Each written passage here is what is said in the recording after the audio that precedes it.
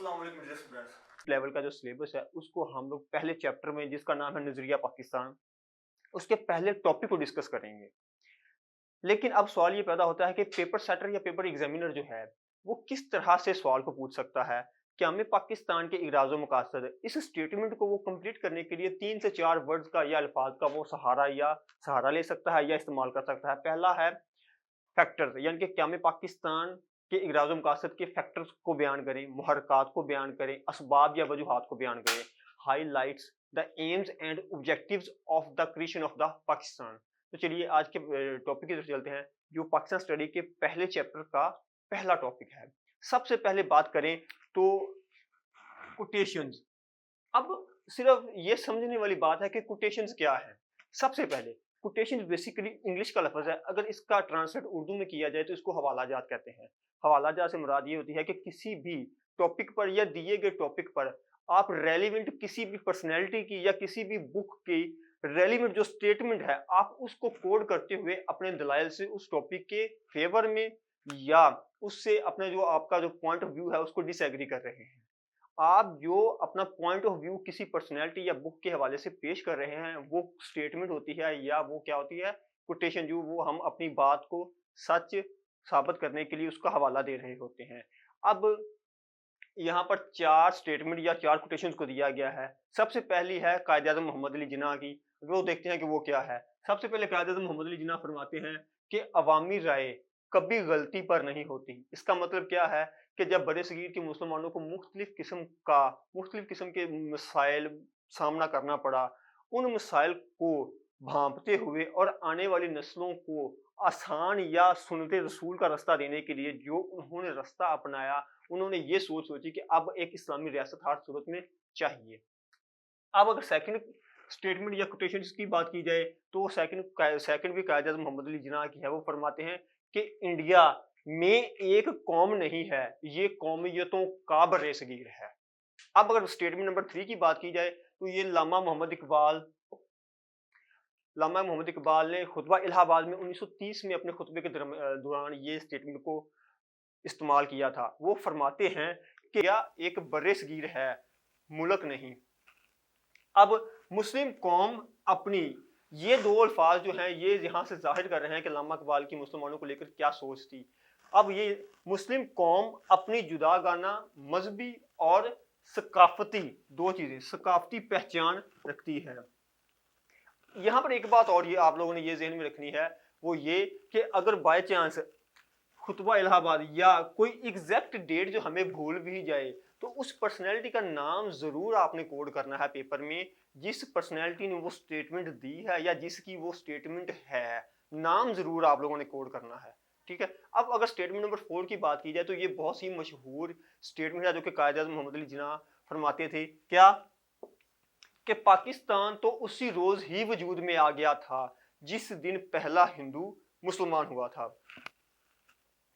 अब अगर देखा जाए तो 4 स्टेटमेंट या 4 कोटेशन दी गई हैं, लेकिन ये बात आप लोगों ने जहन में रखनी है कि पेपर में आपने 4 की 4 स्टेटमेंट या कोटेशंस को कोड नहीं करना, इनमें से कोई 2 करनी है जो आपको आसान लगे।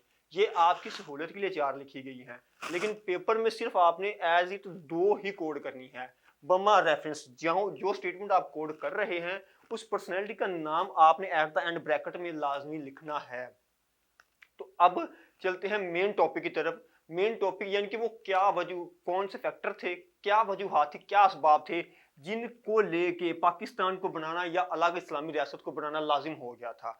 तो हम लोग इसको 5 हिस्सों में या 5 फैक्टर्स में हम डिवाइड करते हैं। सबसे पहला है रिलीजियस या मजहबी फैक्टर, असबाब या वजूहात। सेकंड इसका है पॉलिटिकल फैक्टर्स या वजूहात या असबाब। इसका जो थर्ड है एजुकेशनल फैक्टर्स, वजूहात या असबाब हैं। इसका फोर्थ जो है वो कल्चरल फैक्टर्स हैं और at the end economical factors हैं। इनको हम फर्दर डिस्कस करते हैं कि ये हमें क्या क्या किस किस चीज़ के बारे में आगाह करते हैं या किस तरह से ये डिफाइन करते हैं कि पाकिस्तान का जो क़याम था वो लाजमी मलजूम हो गया था। अब सबसे पहले पहले टॉपिक की बात करते हैं, वो है मजहबी फैक्टर। अब इसके जो पहला सब टॉपिक है वो क्या है, वो है अबादत के मसाइल। یہاں پر آپ لوگوں نے دو ایگزامپلس کو ذہن میں رکھنا ہے. سب سے پہلی کہ جب بھی مسلمان اپنی عبادت کے لیے کسی بھی مسجد میں یا کسی بھی اپنی عبادت گاہ میں جاتے تھے تو ہندو اباش لڑکے جو تھے یا گروپ جو تھے وہ مسلمانوں کو مختلف طریقے سے ٹون کرتے تھے. کیسے؟ فار ایگزامپل کہ وہاں پر سیڑھیاں بجاتے تھے یا مسجد کے دروازے کے سامنے بھجن یا کوئی ہندو گانا جو تھا اس کو بجاتے تھے، جس کی وجہ سے مسلمانوں کو بہت زیادہ مسائل کا سامنا تھا اور وہ اپنی عبادت کو پراپر طریقے سے نہیں کر پاتے تھے.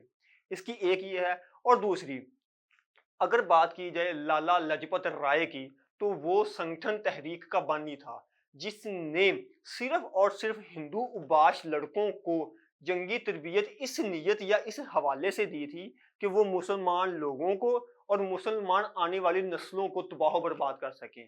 یعنی کہ جنگی تربیت صرف اس بحاف پہ دی گئی تھی. اب جو اگر بات کی جائے اس کے سیکنڈ سب ٹاپک کی تو وہ گاؤ ماتا کا مسئلہ. یہ جو ہندو تھے اس چیز کو بہت انا کا مسئلہ بناتے تھے، حالانکہ مسلمانوں کی یہ جو ایک قربانی تھی، قربانی سے مراد یہ ہے کہ یہ ایک اسلام کا ایک حصہ ہے. گائے کو قربان کرنا یا گائے کو ذبح کرنا ایک اسلامی روایات میں سے ایک روایت ہے، جبکہ وہ لوگ یہ کہتے تھے کہ مسلمان جو ہے وہ ہماری ماں کو یعنی کہ ہماری ماتا کو ذبح نہیں کرتے بلکہ قتل کرتے ہیں، اس کی گردن کاٹتے ہیں، جس کے بحاف پر آئے روز روٹین میں برے صغیر میں فتنہ فساد اور فرقہ وارانہ فسادات جو تھے وہ روٹین کا معمول بن چکے تھے.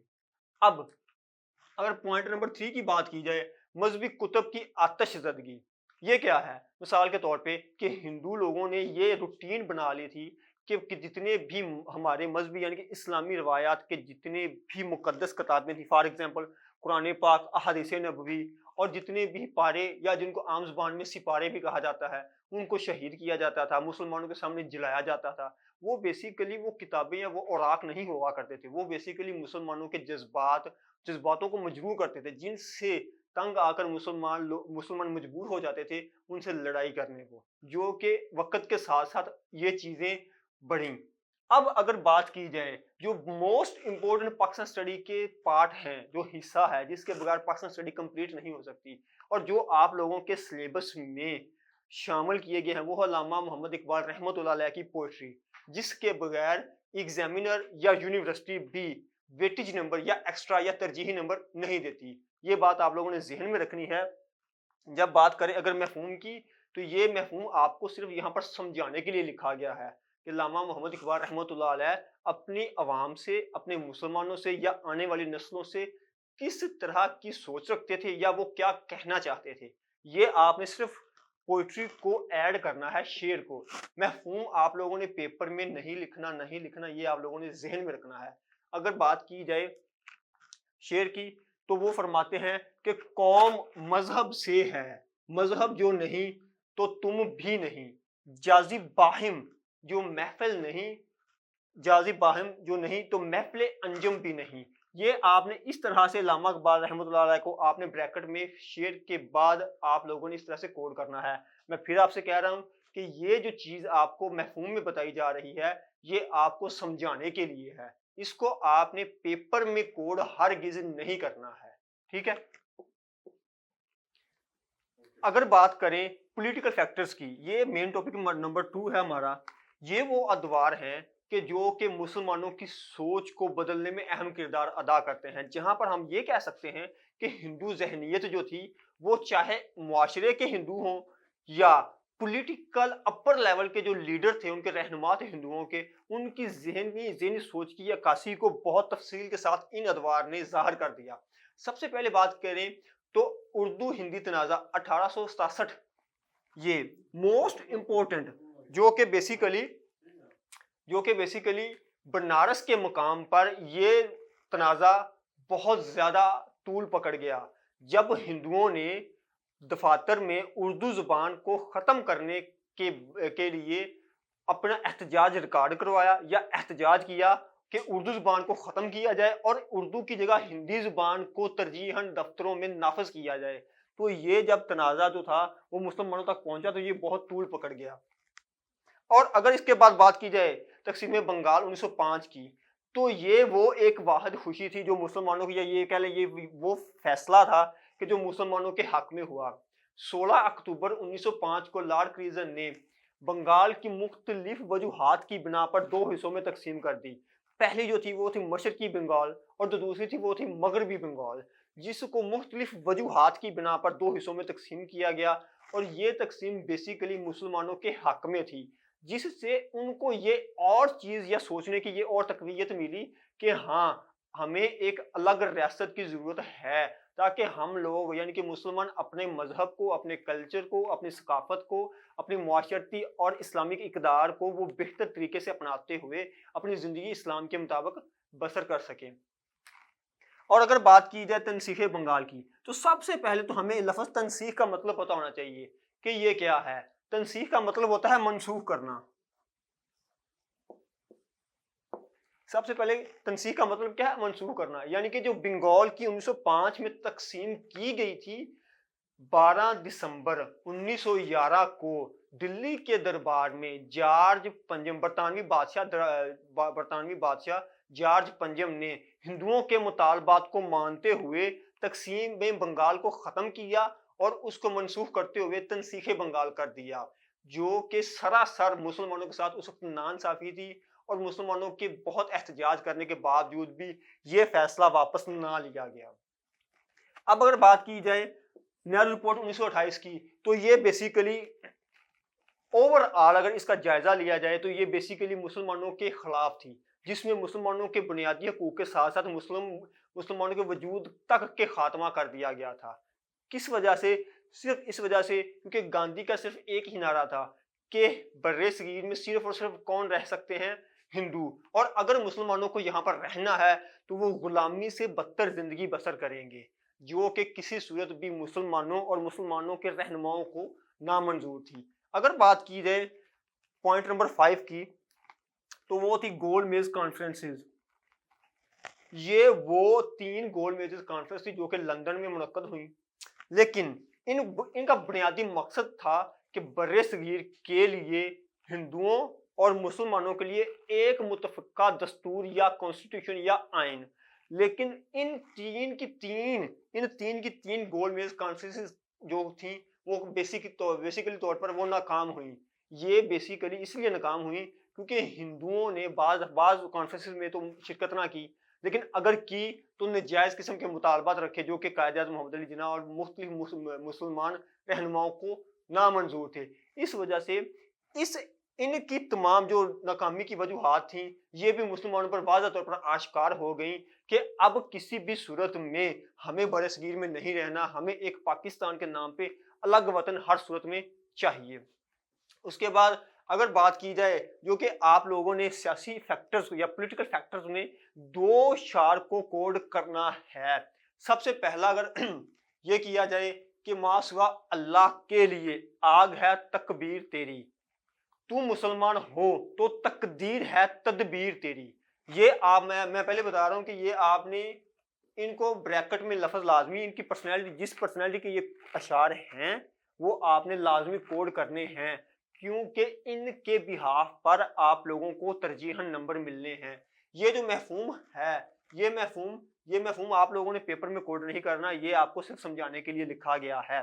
और अगर दूसरे शेर की बात करें तो वो इन तमाम के तमाम पॉइंट्स को वो वाज़ह तौर पर एक ही अशार में अल्लामा मोहम्मद इकबाल रहमतुल्लाह अलैह एक ही शेर में इन तमाम पॉइंट्स की तशरीह कर रहे हैं। जैसा कि मिसाल के तौर पर आईने नौ से डरना, तर्ज कहन पे उड़ना, मंजिल यही कठिन है कौमों की जिंदगी में। ये आप लोगों ने इसको लाजमी कोड करना है। मिसाल के तौर पर ये अगर मफहूम अगर तशरीह की जाए तो वो क्या फरमाते हैं कि लोग आईने नौ से मुराद होता है जिद्दत पसंदी, यानी कि तरक्की पसंदी, जिद्दत पसंदी से डरते हैं और कदामत पसंदी के रस्ते पर चलना पसंद करते हैं। कदामत पसंदी से जिद्दत पसंदी का सफर कौमी जिंदगी में एक कठिन से मुराद होता है मुश्किल दौर की निशानदाही करता है। आप लोगों ने महफूम नहीं लिखना है पेपर में, सिर्फ आप लोगों को समझाने के लिए कि अल्लामा मोहम्मद इकबाल अपनी इस शेर में क्या फरमा रहे हैं मुसलमानों से या अपने शाहीनों से या अपने नौजवानों से। ठीक है, अब अगर बात की जाए मेन टॉपिक नंबर 3 की, तो कल्चरल फैक्टर, सकाफती फैक्टर क्या थे। सबसे पहले पॉइंट की बात की जाए تو وہ ہے مسلم تہذیب و کلچر کا خاتمہ، کیونکہ بیسیکلی بر صغیر میں بہت کم تعداد میں مسلمان تھے اور ہندو بہت زیادہ تعداد میں تھے، اس وجہ سے وہ اپنا اثر و رسوخ بھی رکھتے تھے اور مسلمانوں کے اوپر ظلم و زبردستی بھی کرتے تھے، جس کے بحاف پر وہ اپنی روایات، اپنی تہذیب کو زبردستی مسلمانوں کے اوپر تھوپنا چاہتے تھے۔ اب اگر اس کی مثال دی جائے تو سب سے جو بہتر مثال جو ہے ہمارے مسلم تہذیب و کلچر کا خاتمے میں، وہ ہے سنت رسول۔ یہ ہمارے سنت رسول اس چیز کی عکاسی کرتی ہے کہ ہمارے آباء و اجداد اپنی داڑھی سے محبت کرتے ہیں۔ یہ محبت بیسیکلی آپ صلی اللہ علیہ وسلم سے محبت کا ایک اظہار کا طریقہ ہے، اور وہ بیسیکلی کیا کرتے تھے کہ جس بھی مسلمان نے سنت رسول رکھی ہوتی تھی، یا تو اس کو کاٹ دیتے تھے، یا اس کی بے حرمتی کرتے تھے، یا اس کو داڑھی سے پکڑ کے وہ کیا کرتے ان کو گھسیٹتے تھے، کھینچتے تھے، ان کی بے حرمتی کرتے تھے۔ یہ خاتمہ ہو رہا تھا، اسلامی تہذیب و ثقافت کا خاتمہ ہو رہا تھا۔ اب اگر بات کی جائے فرسودہ رسومات، یعنی کہ سب پوائنٹ نمبر 2 کی فرسودہ رسومات کا رجحان کیا ہوتا ہے؟ رجحان سے مراد یہ ہے کہ کسی چیز کا بہت تیزی کے ساتھ بڑھنا، پھیلنا، ٹھیک ہے۔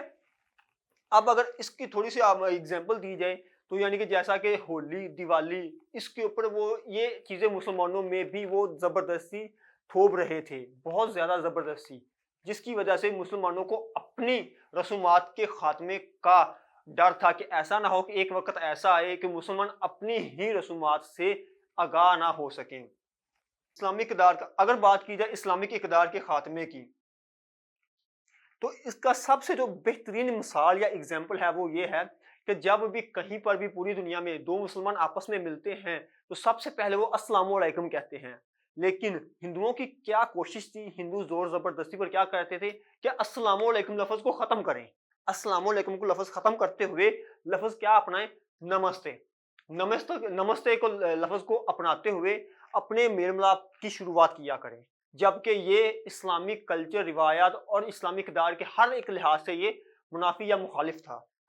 اور اگر ان تمام پوائنٹس کی بات کی جائے تو علامہ محمد اقبال ان کی تمام کے تمام پوائنٹس کی ایک شعر میں ہی تشریح کرتے ہیں۔ وہ کہتے ہیں، سن اے تہذیب حاضر کے گرفتار، غلامی سے بدتر ہے بے یقینی۔ اب اگر ان کی تشریح یا ان کے مفہوم کو سمجھنے کی کوشش کی جائے کہ وہ اس شعر میں کیا فرما رہے ہیں، وہ کہتے ہیں کہ موجودہ دور کی جو تہذیب ہے مسلمانوں کے ایمان و یقین کو تباہ و برباد کر رہی ہے، اور بے اعتباری غلامی سے بھی زیادہ بدترین ہے۔ اور اگر بات کی جائے مین فیکٹر نمبر 4 کی، تو وہ ہے ایجوکیشنل فیکٹر، یعنی کہ وہ کون سے ایک ایجوکیشنل فیکٹر ایک ایسا فیکٹر تھا جو کہ مسلمانوں کے لیے بہت وبال جان بنایا گیا تھا۔ مثال کے طور پہ اگر پہلی بات کی جائے ہندو ٹیچرز کا کردار، بیسیکلی برِ صغیر میں موسٹلی ٹیچرز ایسے تھے جو کہ ہندو تھے اور مسلمان ٹیچرز نہ ہونے کے برابر تھے، کیونکہ مسلمانوں میں پڑھائی لکھائی کا یا تعلیم کا اتنا زیادہ رجحان اس وقت نہیں تھا، مسلمان اس وقت تعلیم کی طرف اتنی توجہ نہیں دیتے تھے، جن کی وجہ سے مسلمان بچوں کا، مسلم نسل کا آگے بڑھنا تقریباً ناممکن تھا۔ اور جو ہندو ٹیچر تھے وہ اپنا منفی کردار حد سے زیادہ بہت اچھے طریقے سے نبھاتے تھے۔ مثال کے طور پہ کہ اگر آج بھی ہم ریسنٹلی ایک ویڈیو دیکھیں جس میں ایک فیمیل ہندو ٹیچر ایک مسلم بچے کو اس کے ہی کلاس فیلو سے تھپڑ مروا رہی ہے یا لگوا رہی ہے، یہ ہندو ذہنیت کی عکاسی آج بھی ہے جو اس وقت بھی تھی۔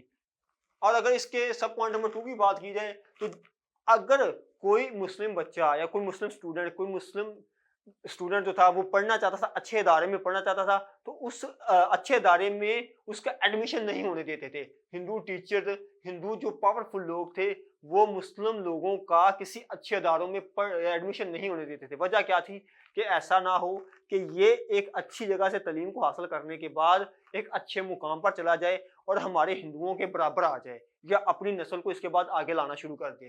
اور اگر بات کی جائے سب پوائنٹ نمبر 3 کی، تو زبردستی بندے ماترم پڑھانا، یعنی کہ جو پوائنٹ ہے غلط نصاب کا پڑھانا، زبردستی بندے ماترم کو پڑھانا، اس کے بعد زبردستی طور پر کالی ماتا کی پوجا کروانا، اسلامی تمام روایات سے انحراف کرنا، ان کو منافی جاننا، ان کے اسلام کے خلاف بولنا، اسلامی پیغمبروں کے خلاف یا خلفائے راشدین کے خلاف بولنا، یہ ہندو ٹیچرز کا معمول تھا۔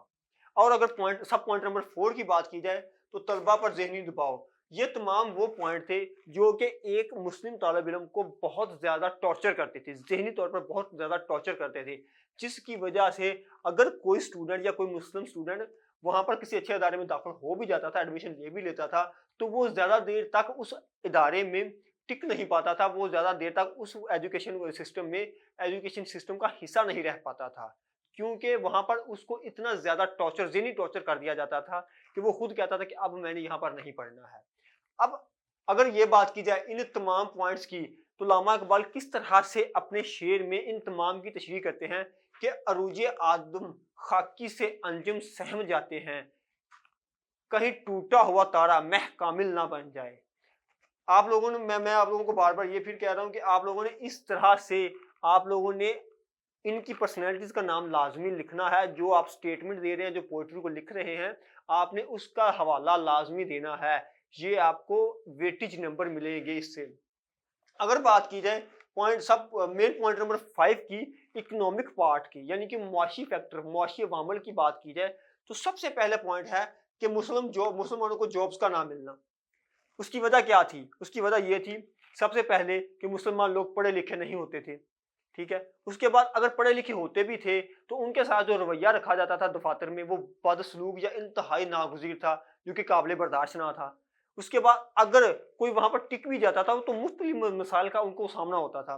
اب دوران ملازمت بدتر سلوک، وہی بات کہ اگر کوئی جاب ہولڈر ہو بھی جاتا تھا، کیونکہ وہاں پر دفاتر میں زیادہ تر میجورٹی جو تھی وہ ہندوؤں کی ہوتی تھی، وہاں پر اپر لیول سے لے کے لوور لیول تک زیادہ تر میجورٹی میں ہندوز ہوتے تھے، جس کی وجہ سے کسی بھی ایک مسلمان کا یا 2 یا 3 مسلمان کا ایک آفس میں کام کرنا محال تھا۔ اب پوائنٹ نمبر 3 کی بات کی جائے تو مسلمانوں کی جاب سے بے دخلی، اگر یہ کہا جائے کہ مختلف بہانے لگا کر، مختلف بہانے سے مسلمانوں کو جاب سے نکال دیا جاتا تھا، صرف اس وجہ سے کیونکہ یہ مذہب کو ایکسیپٹ کر لے۔ آگے اگر بات کی جائے پوائنٹ نمبر 4 کی، تو جو یہ شرط ایکسیپٹ نہیں کرتے تھے ان کو مختلف جھوٹے مقدمات کا سامنا کرنا پڑتا تھا، مختلف قسم کی جو مسائل تھے وہ ان کو دفاتر میں اور اپر لیول پر ان کو مسائل کا سامنا کرنا پڑتا تھا، جس کی وجہ سے جو مسلمان جو تھے وہ ذہنی اذیت کا شکار رہتے تھے۔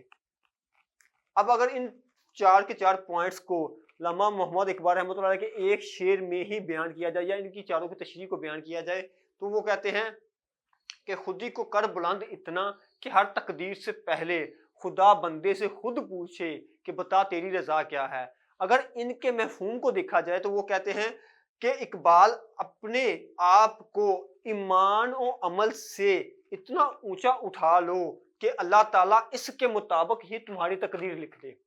یہ آپ لوگوں کو میں بار بار کہہ رہا ہوں کہ یہ آپ لوگوں کو صرف سمجھانے کے لیے لکھے گئے ہیں مفہوم، آپ لوگوں نے پیپر میں مفہوم کو کوڈ نہیں کرنا، آپ لوگوں نے صرف پوئٹری، شاعری کو آپ لوگوں نے وہاں پر لکھنا ہے بما ریفرنس کون ہے؟ علامہ محمد اقبال رحمۃ اللہ علیہ۔